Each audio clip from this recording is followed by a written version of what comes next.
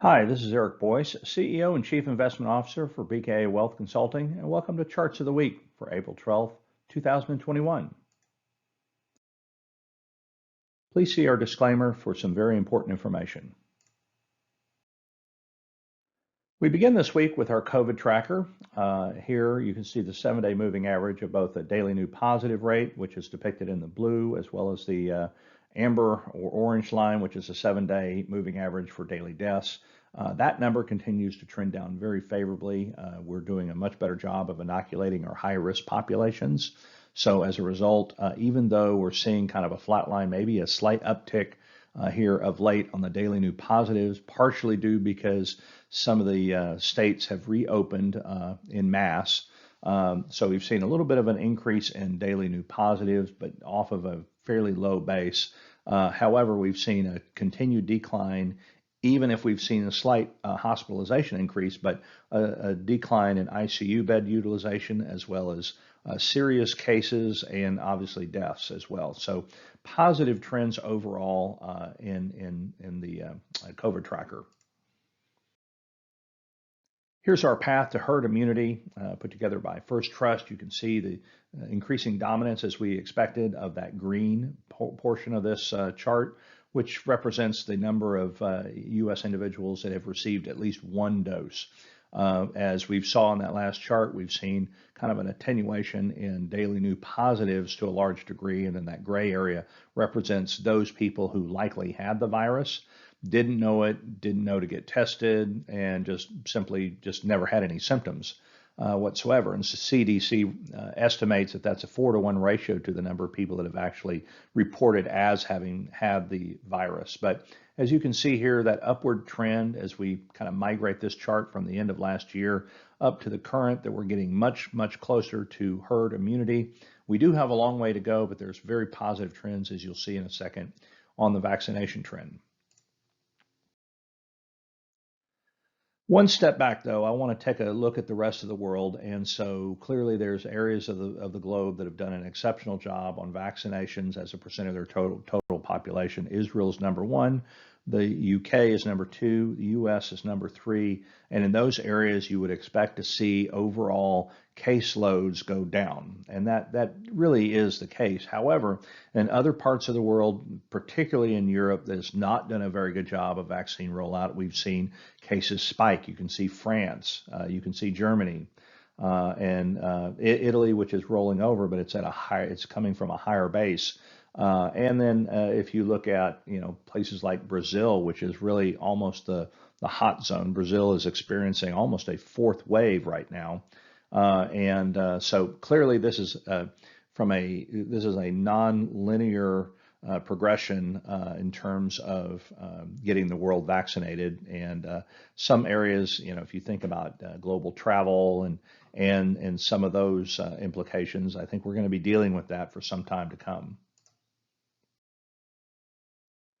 I threw this in here from the CDC, and it just shows you the impact of additional variants that are coming to play here. And the main one, obviously, is this B117 variant from the United Kingdom. And so it's playing a more dominant role, which is really placing a premium here in the States of getting people vaccinated, because it's been shown that a vaccinated person is typically not going to be impacted by these variants. And what that probably tells us, with the emergence of several of these different variants, that we're somewhat likely to probably be getting a booster shot of some sort along with our regular flu shot every year for the next several years, as we build up our immunity to these strains, which are evolving as we speak.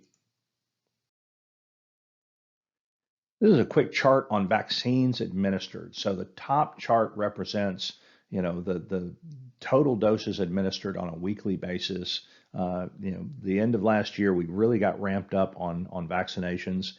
And then the 7-day moving average of vaccine doses administered has been a fairly strong uptrend. And really the lone exception where you see that little dip in that amber line is when we had Storm Uri across the country, and we had many parts of the Southwest, including here in Texas, literally shut down for days, and so there wasn't any doses being administered during then. But we've seen a very strong uptrend, very positive.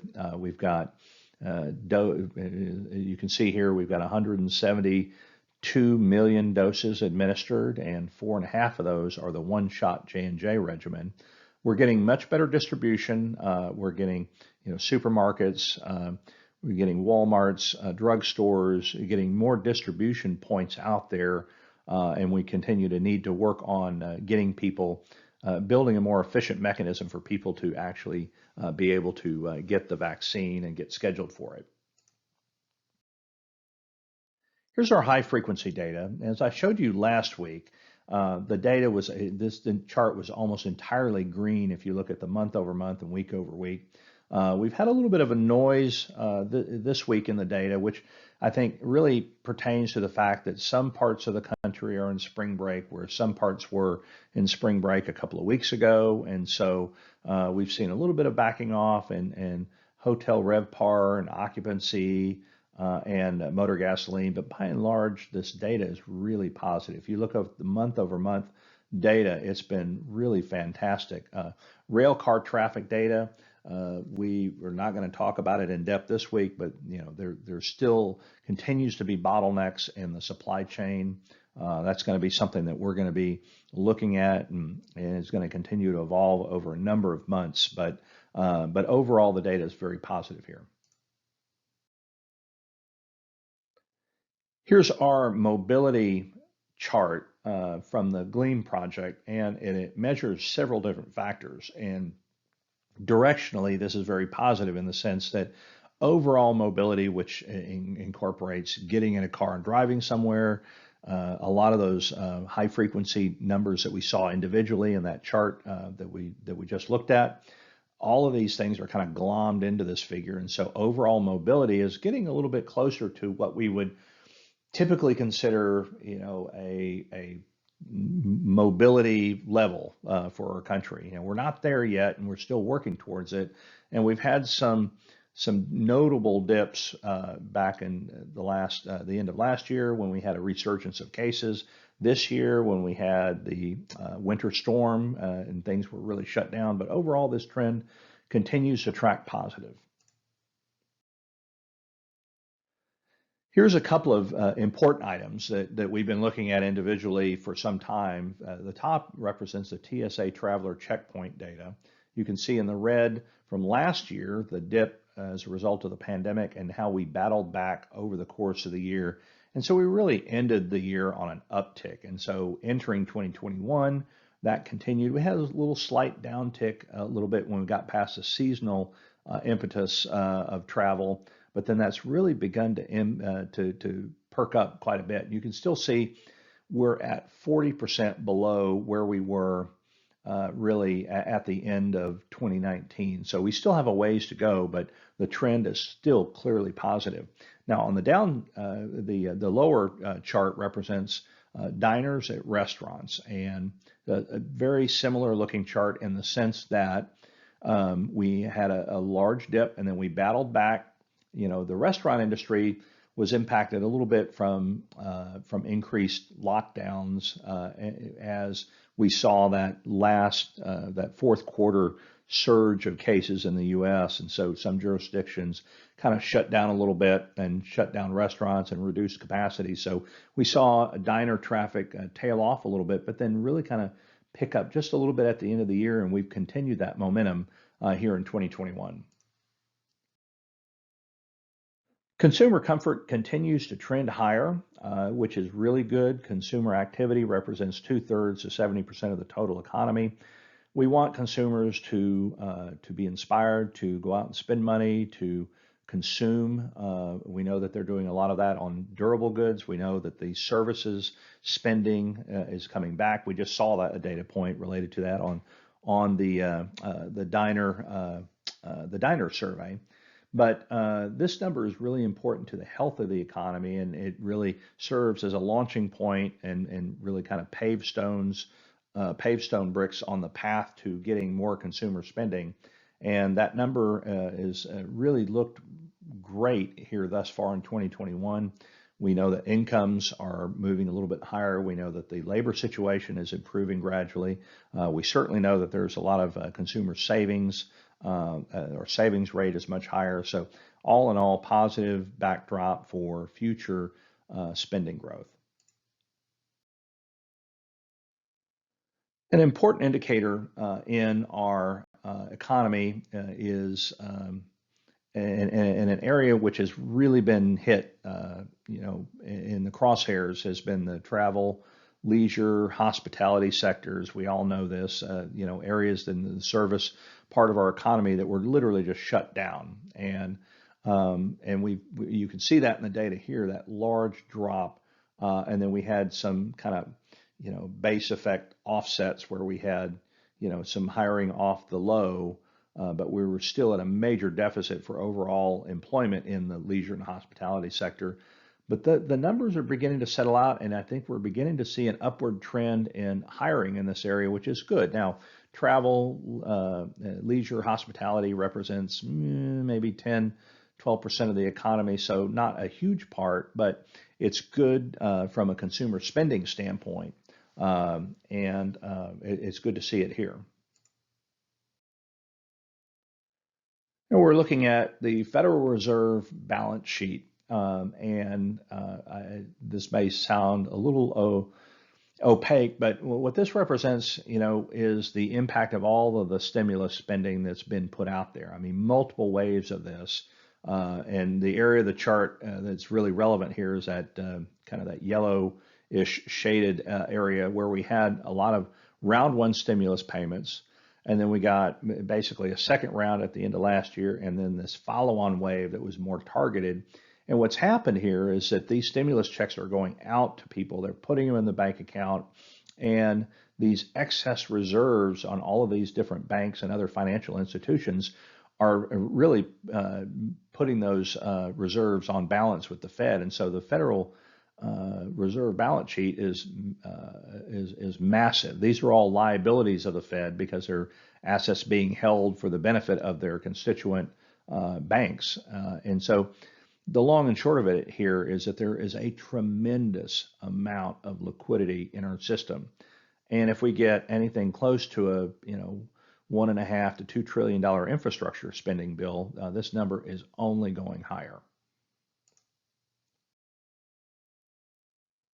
A quick comment here on the dollar. So if you look at what we call our twin deficits, which is our trade deficit, as well as our fiscal deficit. Now we know budget deficits are going to remain high for quite a while. I think, we're probably looking at somewhere close to a $2 to $3 trillion budget deficit again this year with the increase in spending. And so we know that that's not going away. But the other interesting development too is that even with all of the frictions to trade or in recognition in some respects of what's going on with the tariffs and things like that, because many of those remain very much intact from the Trump administration. But overall, the trade balance for the U.S., even though global trade is beginning to pick up a little bit, our trade deficit is still high. And so having these two, what we call twin deficits, intact for a period of time is going to and should put some downward pressure on the U.S. dollar, which is in many respects positive for U.S. exporters, that their exports are more attractive to foreign purchasers, and it's actually good for the commodity basket. So we've taken that into consideration with our allocations and whatnot. So especially for items that are priced in dollars. In the global marketplace, makes them more attractive. So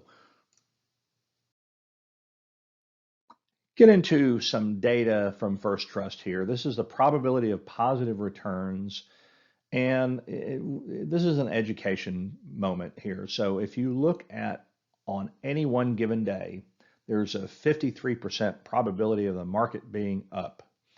And that increases as your time horizon goes on. And so this is what, when we talk about volatility, this is what we preach, treat this as a marathon, not a sprint. Because if you go, 1 month, that probability of a positive return is almost 63%. If you go 1 year, the probability of a positive return in the S&P 500 is 77%.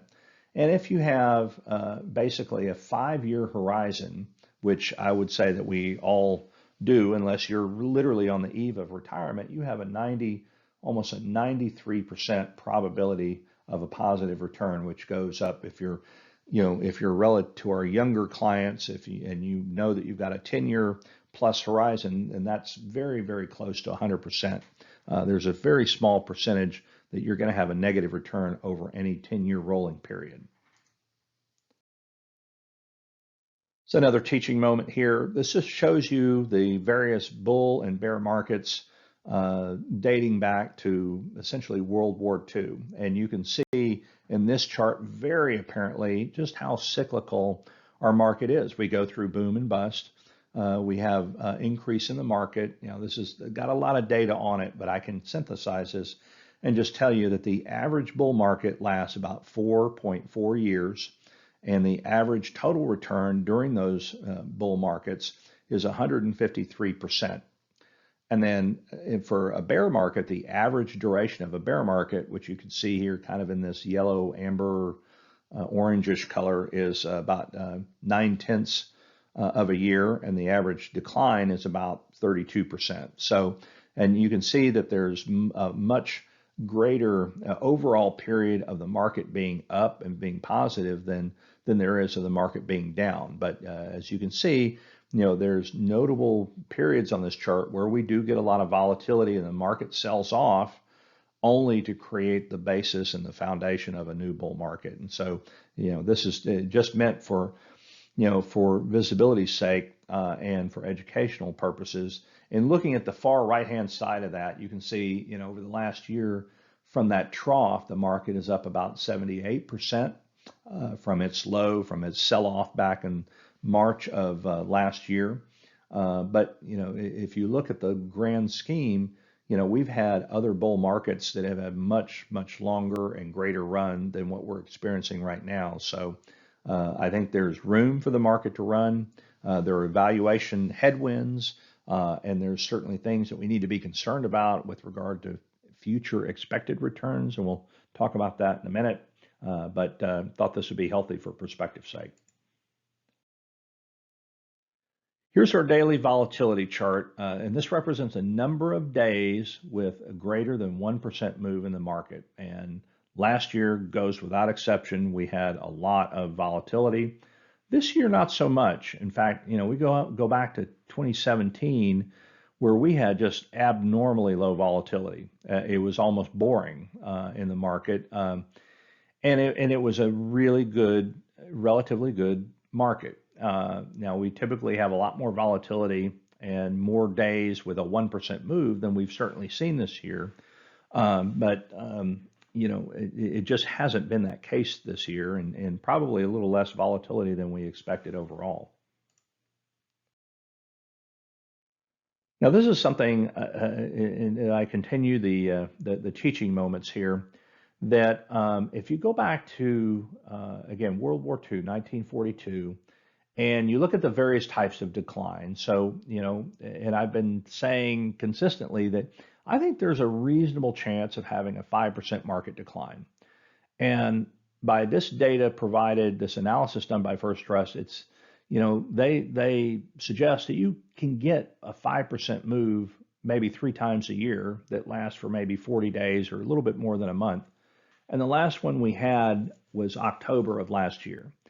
Now, a 10% move is a little bit more robust. It's one of those that definitely gets your attention. That happens generally about every year and a half and lasts about 130 days, where you get this increased period of volatility. And I star those because I think those are 2 things that, could happen. We could have a 5 to 10% move in the market just as you get a wave of profit taking and whatnot. But by this chart, it's really not unhealthy to have that. And when you get down to 15 or 20% or more, it's a little bit more draconian. You typically don't see those, but every handful of years, and 20% move, is really almost symptomatic of a cycle change. And we obviously had that last March, but that doesn't happen very often. But a 5 to 10% move is well within the realm of possibility here, and it can be triggered by something as simple as a wave of institutional selling that kind of builds upon itself, and everyone wants to jump on that bandwagon. Or it could be a negative financial report or a pre-announcement from a major Fortune 500 company. I mean, we've seen a lot of different triggers in the market, but we'll be monitoring this. Here's a cumulative return chart amongst a lot of different asset classes. And it's worth staring at. This goes back to 2007. You can see in the blue bar where over time, the S&P 500, from this chart, the S&P 500 annualized return has been about 9.6% since 2007. And gold is actually number two. It's been up about 6.4%. But if you look at the blue and you look at the gold line, you can see that gold has actually served as a pretty decent hedge on the equity market. Now, we have seen that crossed over in 2014, 2015, but overall gold has performed well, and it's acted as like I said, a little bit of a hedge against the equity market when the equity market was down. And this is why we advocate having an allocation to commodities, and in this case, precious metals. In this chart, going back to 2007, treasuries have been up a little over 4%. Inflation's measured about 1.7%. And home prices have been up about 3%, although they're accelerating as of late. Cash hasn't generated anything, and the oil's been down, but you can see where gold really does fit into the picture here. Got two charts here. This is a chart showing us as of March 31st our forward 12-month price to earnings ratio in the market. This is the valuation level of the S&P 500 index. It was at 22 times, meaning the market is trading at 22 times forward expected earnings. And if you look at subsequent one-year returns, it's really all over the map. And this orange line is kind of what they call a line of best fit, but there really is no correlation to this. So what this means is there's no relationship on a one-year return basis suggesting that the market's going to go up or down. And I think the market could still go up. And again, even with a 5% correction, the market could still wind up having a tremendous year. And the data here suggests that it could be anything along those lines. Now, if you go out 5 years, so the forward price to earnings ratio, again, 22 times, more or less, it begins to really tighten up, and it becomes a more predictive relationship here. And so this is what I spend more time thinking about, and what I spend more time kind of analyzing and making recommendations to our financial planning team members on going out and doing financial plans for our customers. Because if you look out where the valuation sits today and you look out 5 years, what it's telling you is that we probably should temper our expectations for overall equity returns over the next 5 years, because this relationship is really tightened up around that line of best fit. Now, it's not to say that the market, isn't going to go up or couldn't have, an expected return of 10%. It's just saying that the data going back a long time would tend to suggest that we're going to have lower overall expected equity returns. And to the point of optimism in the equity market, we've just seen a tremendous amount of flows. This is a global number from Bank of America. They've measured over the last 12 years, we've had $450 billion of global equity flows. Over the last 5 months, we've had, more than that, and this is just in less than half a year. So we've had a tremendous amount of positive money flow into equities. Again, with this notion the market's up higher, there's a fear of missing out. There's a lot of people that want to jump on that bandwagon. As you'll see in a second, we've had a tremendous amount of new issuance. And so there's a lot of optimism right now in the equity market, and that's why we're seeing a lot of momentum here. So this is the chart that I just referenced. So this is U.S. equity issuance. This is just the U.S. market now. And from Goldman Sachs and Dealogic, we've had a lot of, we've talked a lot about these special purpose acquisition companies, or what they call SPACs. We've had a huge amount of interest in SPACs. And these are companies that just go public and raise a bunch of money under the expectation that they're going to go out and acquire operating businesses and basically spin them out and have them become public companies. So we've had a lot of deals like that over the last year, huge amount.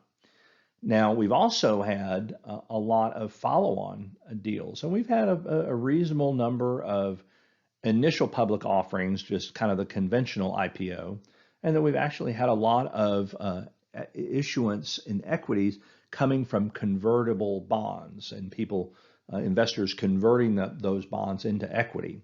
And so you can see here that the supply of equities over the last several quarters, in the last year or so, is really perked up, which is good. So we want more supply of equities to absorb this liquidity that's coming into the market, and obviously there's a lot of optimism on the part of issuers saying this is a really good time to go to market because there is that liquidity. A rather noisy chart here, but this is the American Association of Individual Investors investor sentiment bull-bear spread. And so the number where that red dot is now, it just represents that the investor base is extremely bullish. I mean, bullish to a point. I mean, we haven't seen this level in really a couple of years, and we haven't seen this level of consistency in quite a while. So a lot of optimism in the market. And a little bit of a dose of reality here, though, against that is that we do recognize that valuations are stretched by the traditional yardstick. On the left-hand side, we've got the Bloomberg consensus forward price to sales ratio. This is not earnings, this is price to sales. And you can see that that number has migrated higher consistently through this, through the prior bull market, which we know ended in March, but it's kind of resumed its pace and in fact even accelerated a little bit here to date. So we know price to sales ratios are higher. And then on the right-hand side, we actually have the small cap side. Now, remember, we've seen a huge move in small caps over the last 6 to 9 months, and you can see that what we call an enterprise value to EBIT line. This is just a measure of it's a proxy for value relative to profits. So think of it as kind of a different form of price to earnings. I won't go into the math, but it's just another valuation metric that is looked at, and specifically for small cap companies. And you can see that that number in that blue line is up higher as well. Quick note on commodities. Here's corn and lumber, just a continuation of the trend that we've seen. So corn, which has impacts all along not only the food chain, but also the energy chain as a component of ethanol. And then on the lumber side, as it relates to home construction and a lot of other construction related costs, those numbers continue to trend higher. This is something that I mentioned a few minutes ago with regard to retail sales if you strip out autos. This is a Bank of America study which looks at the various, the census data that's reported, and what they're expecting here, just the long and short of the, condensing all of this stuff down, is they're expecting a really big surge, like an 11% surge in retail spending here in March. And we'll get this data, after the fact as it's compiled, but it'll be in that April package of data that we're going to get. And I think, again, if we get that kind of number for March, it's setting the table for a really strong first quarter economic growth number. This is a quick chart on personal income, and it just highlights the impact of stimulus checks that people are getting. You can see that the incomes went down when the unemployment rate perked up, and we had the shutdowns related to the pandemic, and then we had that picking up effect. But if you layer on the impact of stimulus payments, so you've got personal income from wage compensation, which is in that green bar. But if you layer in all the stimulus payments and transfer payments, you can see the impact as the difference between that green and that blue line. And so the expectation here, and if you actually go back to 2019, you can see that where we are now in terms of total personal income, it's actually above where it was pre-pandemic and is apt to go higher with this next round of stimulus payments. So as we get towards the end of the chart pack, I thought I found this from the Federal Reserve Bank of New York, which I thought was really interesting here. And this is how households have used their stimulus checks. And this is reconfirming something that we've been watching, and this is well understood that a lot of people have, especially in round three. Again, this is broken up into round one, 36% saved their checks. Round two, it was slightly higher, 37, maybe 38. And then this last round in March, 42% saved their checks, whereas other people paid debt and they spent it. But we know a lot of people spent that first round because there were a lot of people out of work and they had to pay mortgages and put food on the table, stuff like that. But I thought it was interesting to show how, and this goes directly back to that chart which I showed on the reserve balances at the Federal Reserve. People are saving their money, which is creating a lot of excess liquidity at the bank level. And so because the banks can earn return on those excess reserves, so they park them at the Fed. And that's why the Fed has a huge liability on its balance sheet right now because a lot of people are saving their stimulus checks. Americans are planning to splurge, and we kind of call this the jailbreak effect of getting past the pandemic. And this is encouraging on a lot of different levels. You see restaurants and travel at the top of the hit list for what people want to do when the pandemic is over. But you see essential things like groceries on there, clothing, shoes, and then on down. So things that you would expect, home improvement, electronics and technology, so on and so forth. But clearly you can see this jailbreak effect of restaurants and travel that people are very eager to get out. And we do anticipate as more vaccinations are effected or completed, more states are, open up. We relax some of these restrictions that you're going to see a lot of spending in those two areas. Well, the last chart, the one I want to end with here is something that has more systemic or long-term implications. I found this really interesting data from Oxford Economics and Haver Analytics. And in the blue line, it shows you the growth in the aggregate U.S. population. So we're somewhere between 325 million, close to 350. We're tracking along those lines. But the red line represents the annual growth rate.